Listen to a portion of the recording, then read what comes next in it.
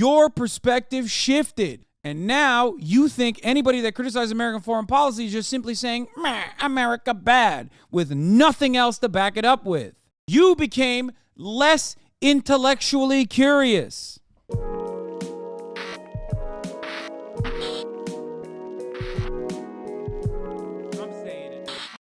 Here is a Vox video about how the U.S. may be aiding war crimes in Yemen. Maybe. One of the Middle East's bloodiest conflicts is also one of its most overlooked. It's not Syria or Iraq. It's in a different place entirely, Yemen. The 20-month-old civil war there has killed more than 10,000 people and triggered a massive humanitarian crisis. But press coverage has been minimal, overshadowed by the fight against ISIS in Syria and in Iraq. In Yemen, one side has Houthi rebels, backed by Iran. This is from 2016, by the way. The U.S. is helping Saudi Arabia bomb Yemen, and it's a disaster. Is this a Johnny Harris video? I mean, he was, back then, he was there. Is there TOS in this? On the other, you have the former Yemeni government of Abdrabbu Mansur al-Hadi, backed by a coalition of 10 countries, led by neighboring Saudi Arabia, who is ultimately also backed by the U.S. The civil war there erupted in 2015 when the Houthis, a Shiite group who received money and weapons from Iran, took up arms to overthrow Yemen's government, which is Sunni and backed by Saudi Arabia. The Houthis complain that the government discriminated against them for years, mistreating them on a large scale, and that their fight is a fight to be treated fairly. Many in the region, by contrast, see it very differently. They think it's the latest front in a shadow war between Saudi Arabia and Iran for control over the entire region. In March of 2015, Saudi Arabia began bombing Houthi-held territory across Yemen, causing mass civilian casualties. They've destroyed targets ranging from marketplaces to hospitals, from schools, and even to a funeral recently, where 140 people were killed in a single strike.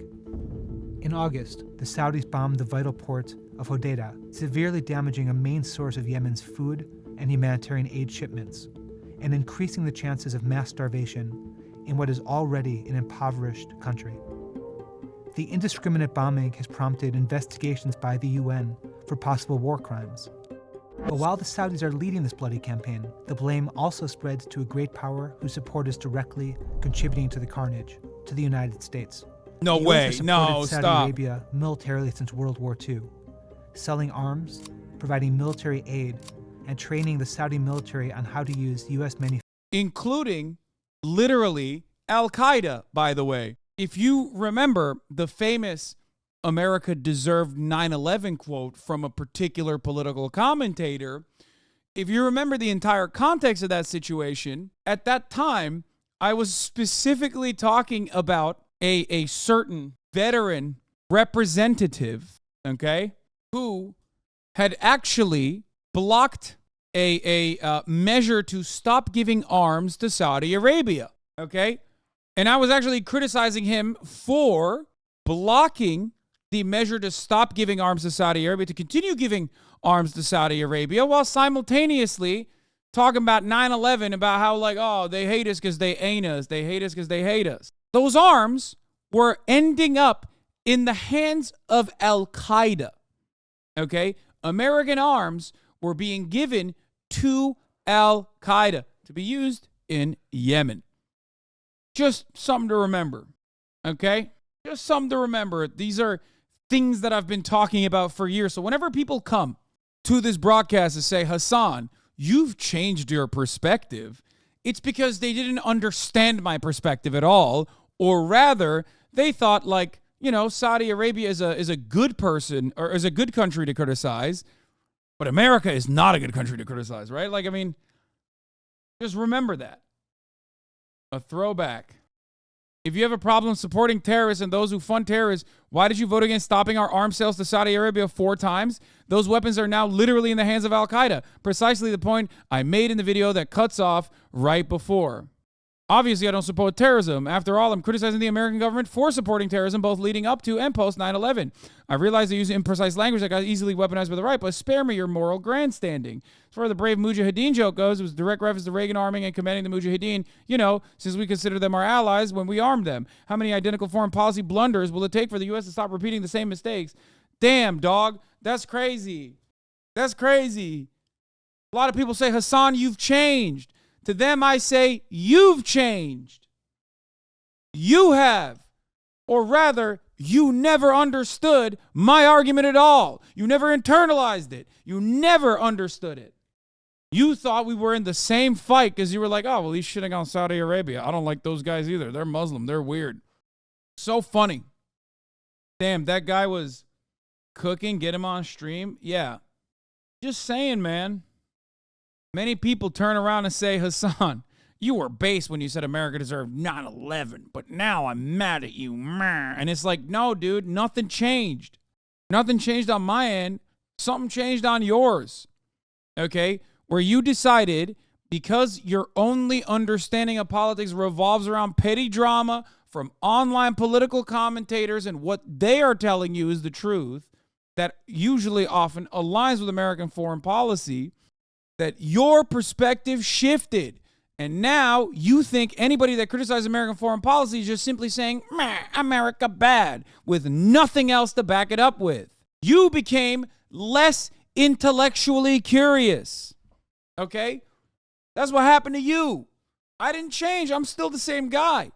It's you who shut off any kind of dissent. It's you who refuse to see a different perspective completely. I feel you say that to the Muslim bad part. Man, shut up, Sufi Masoodi. You didn't even know about circumcision, okay? Don't come at me with this shit. I don't want to hear from you ever again about Islam. Don't make me pull out the receipts and make fun of you, okay? Manufactured planes, tanks, and other weapons. In recent years, Saudi Arabia has bought more weapons from the U.S. than any other country in the world.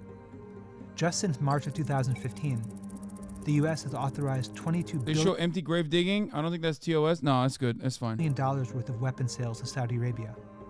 The most recent deal includes 20 Abrams tanks listed as battle damage replacements. The battle, of course, is Yemen. The weapons the U.S. sells also include cluster bombs, banned by most of the international community, and F-15 fighter planes, which is making up the vast bulk of what the Saudi Air Force is currently using as it bombs Yemen. But America's aid to Saudi Arabia goes way beyond weapon sales, and it's directly contributing to the current fight. That's because Washington is literally helping to refuel Saudi planes while they strike targets across Yemen. When the Saudis asked the U.S. to refuel one of their planes, giant American tankers like the KC-135 Stratotanker take off from the Incirlik Air Base in Turkey or from U.S. carriers in the Arabian Sea. They then link up with Saudi F-15s in international airspace. These airborne refuels give the Saudi planes... They literally did that. By the way, the Incirlik thing is significant because that base was also used to refuel the F-16s that were bombing Turkish cities in the coup d'etat that happened. So just remember that. Remember the Incirlik base, okay? It's got nukes in it too. A much American longer range, and allows Saudi's air campaign to become more lethal because the planes can stay in the air longer and hit targets much more frequently.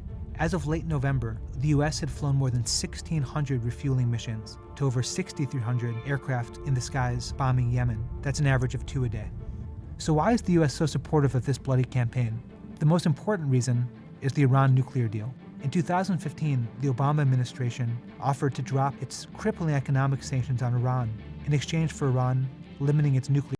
A phenomenal, genuinely good Obama-era foreign policy deal that Donald Trump ripped apart because Israel did not like it.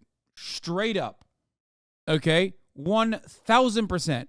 You know who hated the Iran denuclearization deal? Israel. That's it. Everybody else was on board. It took so many years of negotiations to finally get to that. It was a multilateral, So many countries involved, and just it cast it aside. Nuclear program. Without those sanctions, Iran's political and economic power has significantly increased, making Saudi Arabia nervous that their enemy will gain new influence in the region, in countries from Iraq to Lebanon, and from Syria to Yemen. I don't know about that, man. Trump said that shit on the campaign trail from the get-go. No, his reactionary approach to the Iran denuclearization deal comes from him reading the room correctly. But the idea of like hating the Iran denuclearization deal was Israel's biggest gripe with the Obama administration. Part of the reason why Obama is a hated politician in Israel in general is, despite the fact that Obama on his way out gave Benjamin Netanyahu a gift of $38 billion over the course of 10 years, is because of the Iran denuclearization deal. It's the major source of conflict. Like that is definitely one of the biggest problems, because it meant normalizing relations with Iran. Now that Iranian influence is in Saudi Arabia's backyard. I've heard America say that the Iran nuclear deal had no guarantees of oversight of Iran nuclear development. Is it true? No, it's a 100% a lie. It is literally the funniest, stupidest lie of all time. That's precisely the reason why that's not even what the Trump administration said. They said Iran is still arming proxies in the region and doing terrorism, so we're throwing the Iran denuclearization deal, even though UN envoys went in, weapons inspectors went into Iran and said Iran literally was following through on the denuclearization deal after Trump had cast it aside. And then Donald Trump, after throwing the deal aside, added additional sanctions. That wasn't even a part of the deal, the whole proxies and funding proxies or whatever. Okay?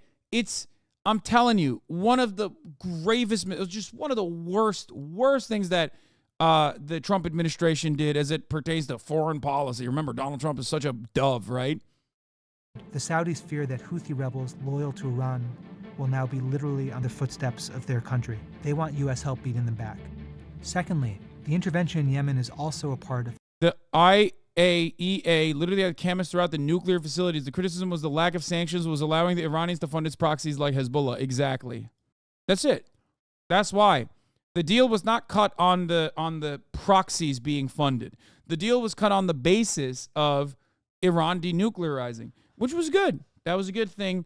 And because it was a good thing only because it allowed the normalization of relations with Iran, diminishing sanctions, things of that nature. It was a good deal.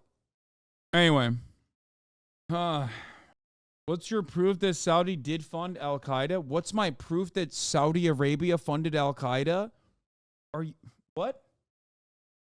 Hello? Are you asking like 9/11 style, or are you asking currently American arms reaching Saudi Arabia, Al-Qaeda? I mean, just look up the Saudi royal family.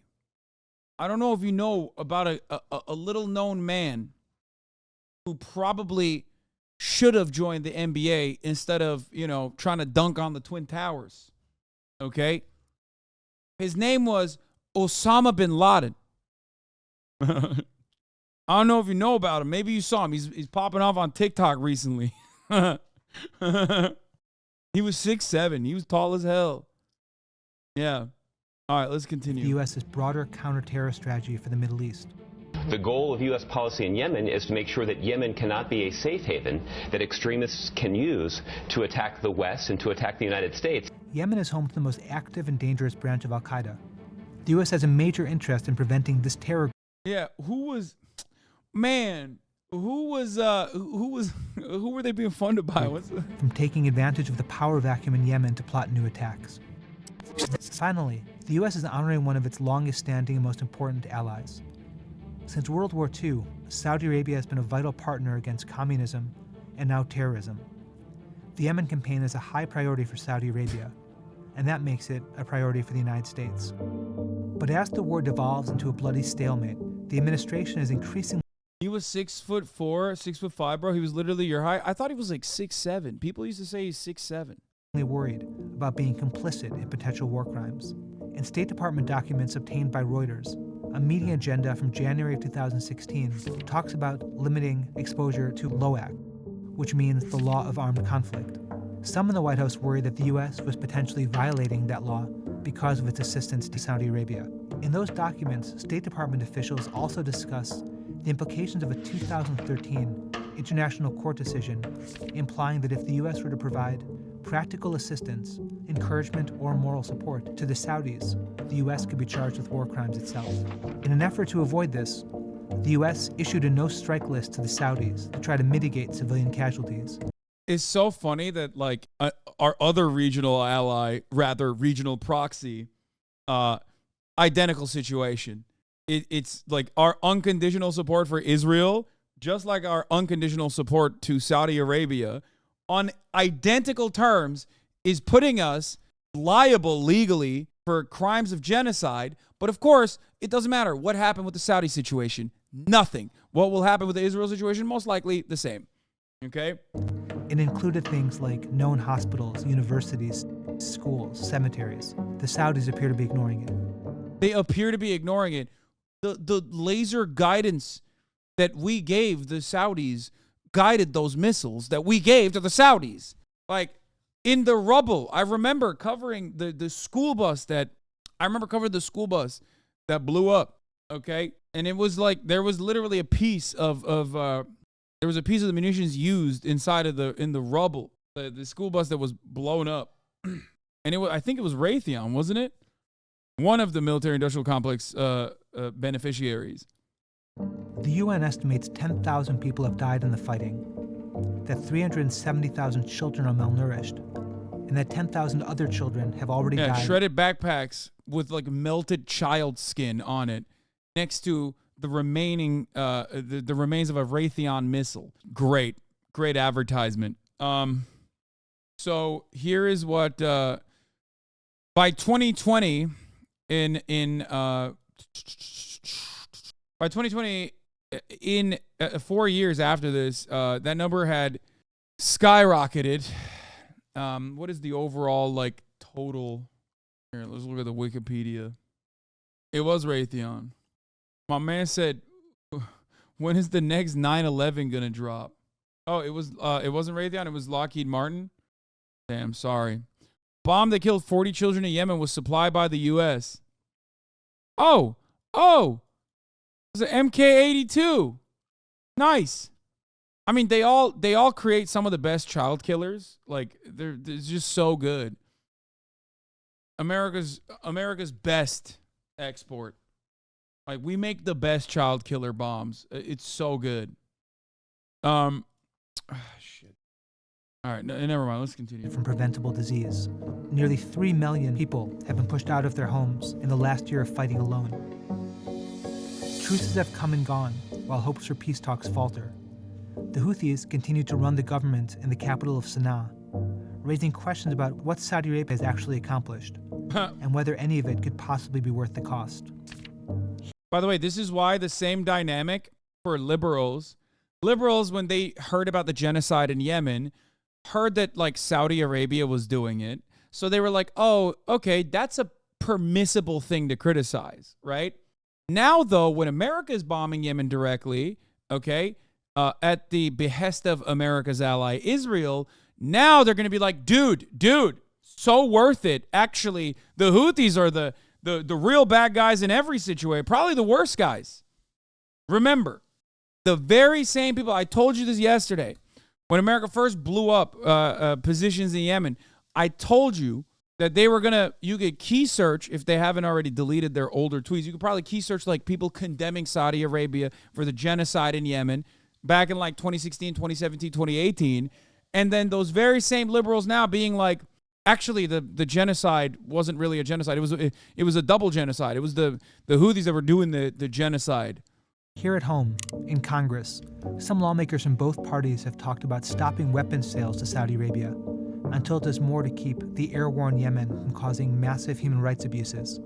Others argue that America's relationship with Saudi Arabia is so important that the U.S. needs to keep selling weapons despite the carnage in Yemen. The Obama administration, especially after Khashoggi, when Saudi Arabia chopped up Jamal Khashoggi, whatever, right?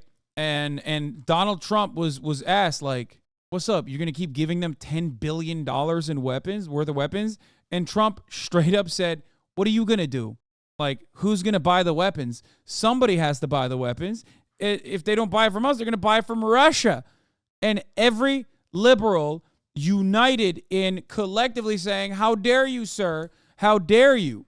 How dare you say such things? Those very same liberals are now totally on board with bombing Yemen. And for its part, has repeatedly urged. You were so goddamn right about the 40-year-old IT guys with DemSoc BLM in their profiles, but totally caved for the U.S. bombing the shit out of Yemen. I encountered one this morning on Blue Sky. Oh, I'm telling you, it's the most predictable group of morons, okay? The Saudis to do more to avoid accidentally hitting targets like schools and like hospitals. The White House has also condemned individual attacks. But the reality is that the U.S. finds itself increasingly complicit with the actions of a coalition led by Saudi Arabia. That means President Obama will leave office with America helping an ally fight a bloody war, causing mass civilian suffering that shows no signs of ending. And that is not a legacy to be proud of. Yeah. Watch Vox make a new video about like how it's totally sick to blow up Yemen now.